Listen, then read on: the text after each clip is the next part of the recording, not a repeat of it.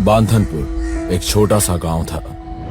मिट्टी के घर, टूटी हुई दीवारें और चेहरों पर थकान। शाम का सूरज ढल रहा था, लेकिन बब्बन के दिमाग में अंधेरा कब का घुस चुका था।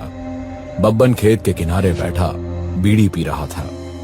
उसकी आंखें सामने जमीन पर नहीं, बल्कि सपनों के कोने पर टिकी हुई थी। गांव के कुछ बुजुर्ग पास ही बैठकर बात कर रहे थे। पुराने जमाने में यहाँ कोई राजा रहता था।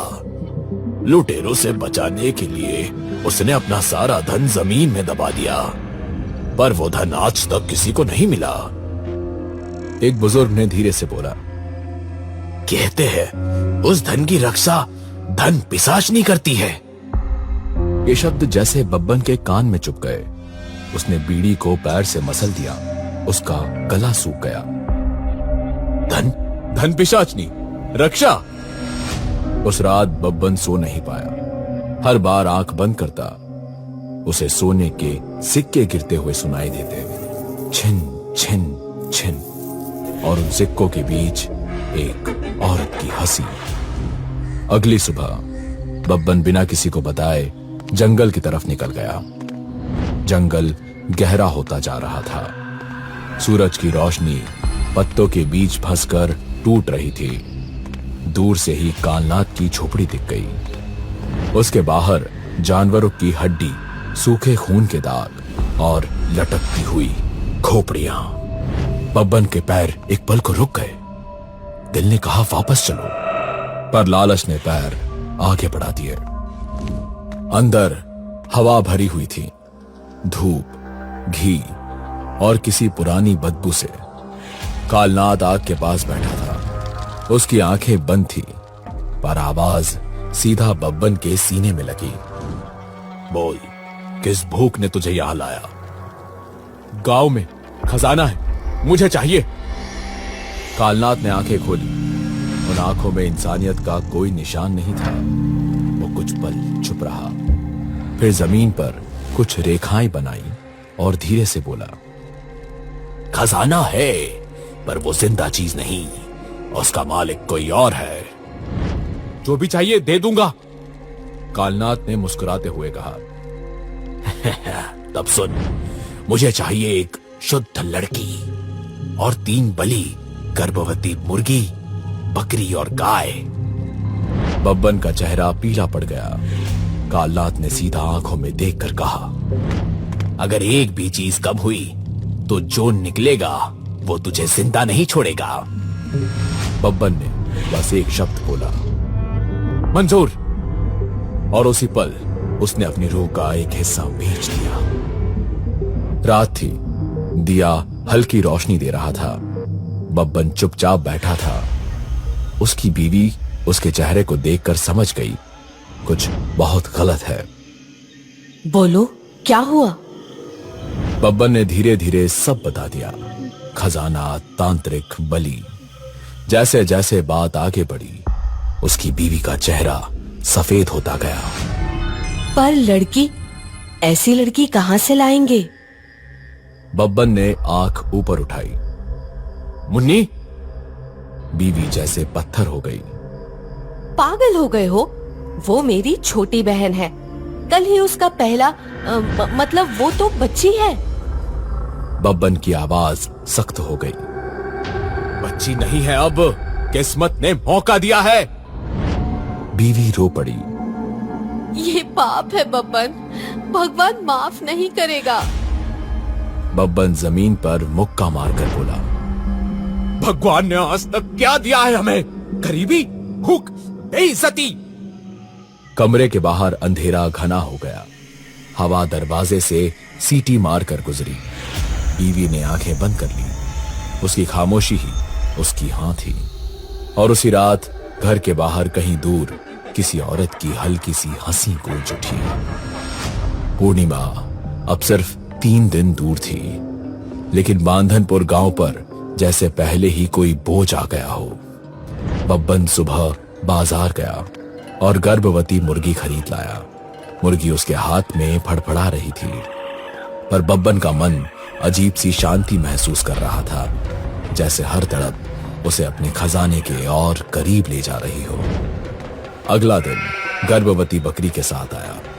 बकरी घर के कोने में बैठी रही। उसकी आंखें बार बार बब्बन पर टिक जाती थी, जैसे वो कुछ कहना चाहती हो। रात को मुन्नी ने अपनी दीदी से पूछा, दीदी, ये बकरी इतनी परेशान क्यों लग रही है? बब्बन की बीवी के पास कोई जवाब नहीं था। तीसरे दिन गर्भवती गाय घर आई। गाय ने दहलीज पर रुककर ऐसी नजर डाली जैसे उसे पता हो कि यहाँ कुछ गलत होने वाला है। उस रात मुन्नी को बुखार आ गया। दिया बार बार बुझ जाता था। बीवी ने हिम्मत करके बब्बन से कहा, अभी भी रुक जाओ, सब ठीक नहीं लग रहा। बब्बन ने सिर्फ इतना कहा, देर हो चुकी है। आसमान पर आधा चांद चमक रहा था। पूर्णिमा की रात आ चुकी थी। बब्बन आगे चल रहा था, हाथ में टॉर्च और दिमाग में सिर्फ एक ही तस्वीर, जमीन के नीचे दबा हुआ सोना।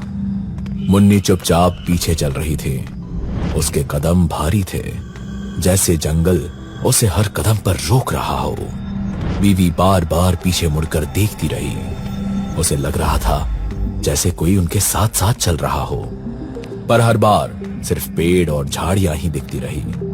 मुन्नी ने धीरे से कहा, दीदी, मुझे यहाँ अच्छा नहीं लग रहा। दीदी ने उसका हाथ मजबूती से पकड़ लिया। जैसे जैसे वो आगे बढ़ते गए, रास्ता पतला होता गया। पेड़ और पास आते गए और हवा और ज्यादा ठंडी महसूस होने लगी। थोड़ी दूर चलने के बाद कालनाथ का अड्डा दिखने लगा। जंगल के बीच एक अंधेरा सा घेरा, जहां रोशनी भी अजीब लग रही थी। कालनाथ का अड्डा जंगल के बिल्कुल बीच था। जमीन का रंग बाकी जंगल से काफी गहरा और स्याह था। चारों तरफ लाल और काली रेखाएं बनी हुई थी। नींबू लटके हुए थे। त्रिशूल जमीन में गाड़े गए थे। बीच में एक गोल चक्र बना हुआ था। कालनाथ पहले से वहां बैठा था, जैसे वो उनका इंतजार ही कर रहा हो। उसने सिर्फ इतना कहा, लड़की को बीच में बैठाओ। बीवी के हाथ कांप रहे थे। जब उसने मुन्नी को आगे बढ़ाया, मुन्नी ने आंखों में आंसू लिए कहा, दीदी, घर चलते हैं। बीवी कुछ नहीं बोल पाई। उसने मुन्नी को चक्र के बीच बैठा दिया। कालनाथ ने पूजा शुरू की। उसने कुमकुम उछाला, नींबू काटे और गहरी आवाज में मंत्र बोलने लगा। मुन्नी का शरीर धीरे धीरे तनने लगा। उसकी सांस तेज हो गई और फिर वो अचानक जमीन पर गिर पड़ी, बेहोश। बीवी चीखने ही वाली थी कि जब कालनाथ ने उसे रोक दिया। अब जो शुरू हो चुका है उसे बीच में नहीं रोका जा सकता। कुछ पल बाद मुन्नी का शरीर खुद उठ बैठा। उसकी गर्दन थोड़ी टेढ़ी हो गई थी, आंखें आधी खुली थी और चेहरे पर अजीब सी मुस्कान थी। उसकी आवाज पहले जैसी नहीं थी। मुझे क्यों बुलाया गया? कालनाथ ने बिना डरे पूछा। खजाना कहाँ है? मुन्नी की नजर हवा में टिक गई, जैसे वो जमीन के नीचे देख रही हो। मंदिर के पीछे, आम के पेड़ के नीचे। सब लोग समझ गए थे जो बोल कर गई थी वो मुन्नी नहीं थी। आम के पुराने पेड़ के नीचे जमीन अजीब लग रही थी, बाकी जंगल से ज्यादा काली, ज्यादा भारी। पेड़ की जड़ों के पास ही धन पिशाचिनी खड़ी थी, जैसे वो हमेशा से यही थी, इस पेड़ का हिस्सा, इस मिट्टी की मालकिन। काली साड़ी उसके शरीर से चिपकी हुई थी। सोने के गहने उसके शरीर पर बोझ की तरह चमक रहे थे। उसकी आंखें बब्बन पर टिकी हुई थी। न गुस्सा, न दया, सिर्फ भूख। कालनाथ ने धीरे से कहा, अब पहली बलि। बब्बन ने गर्भवती मुर्गी को उठाया। उसके हाथ कांप रहे थे, पर उसके दिमाग में सिर्फ एक ही सोच थी, बस एक कदम और। उसने मुर्गी की गर्दन काट दी। खून जमीन पर गिर गया और मिट्टी ने उसे तुरंत पी लिया, जैसे वो सदियों से भूखी हो।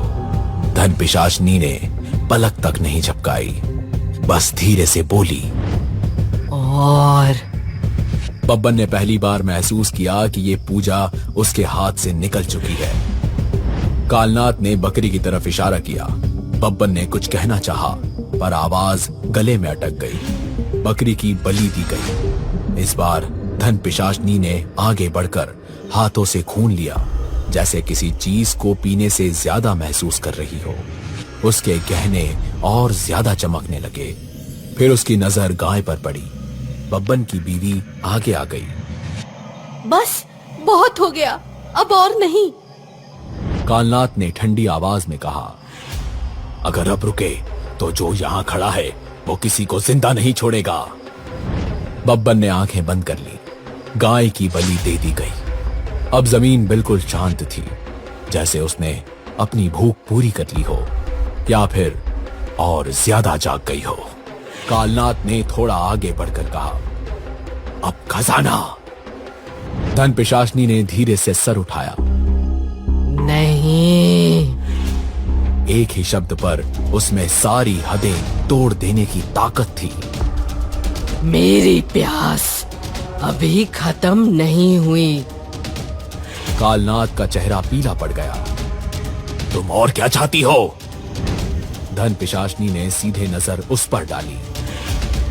इंसान। ये शब्द सुनते ही सबके शरीर जैसे जम गए। बीवी ने मुन्नी को अपने पीछे छुपा लिया।